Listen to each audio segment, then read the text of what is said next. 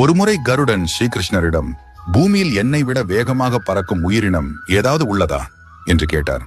அதை கேட்ட சுதர்சன சக்கரம், இந்த உலகில் என்னை விட சக்தி வாய்ந்த ஆயுதம் உள்ளதா என்று கேட்டது. இதையெல்லாம் கேட்ட சத்யபாமா, திரேதா யுகத்தில் உங்களின் மனைவி சீதைதானே, நான் சீதையை விட அழகாக இருக்கிறேன் அல்லவா என்று பெருமையுடன் கூறினாள். இந்த மூவரின் பேச்சை கேட்ட ஸ்ரீகிருஷ்ணர் எப்படியாவது அவர்களின் அகங்காரத்தை அழிக்க வேண்டும் என்று நினைத்தார்.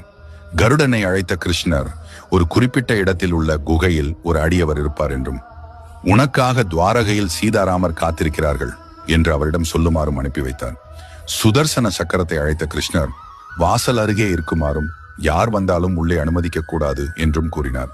சத்யபாமாவை சீதாதேவி போல் அலங்கரித்துக் கொள்ளுமாறு சொன்னார். கிருஷ்ணர் குறிப்பிட்ட இடத்தில் அனுமன் இருந்தார். சீதாராமர் உனக்காக துவாரகையில் காத்திருக்கிறார்கள் என்று அனுமனிடம் கருடன் சொன்னார்.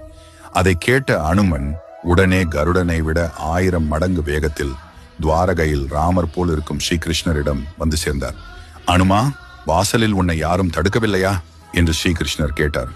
அதற்கு அனுமன், ஒரு சக்கரம் தடுக்க முயன்றது சுவாமி, ஆனால் அதனுடன் போர் செய்தால் உங்களை சந்திப்பது தாமதமாகும் என்பதால் அதை விழுங்கிவிட்டேன் என்று பதிலளித்தார். அருகில் இருந்த சத்யபாமாவை பார்த்த அனுமன், இந்த தோழி யார் சுவாமி, என் சீதாதேவி எங்கே என்று கேட்டார். இவ்வாறு ஸ்ரீகிருஷ்ணர் அனுமன் மூலம் அந்த மூவரின் கண்களையும் திறக்க வைத்தார்.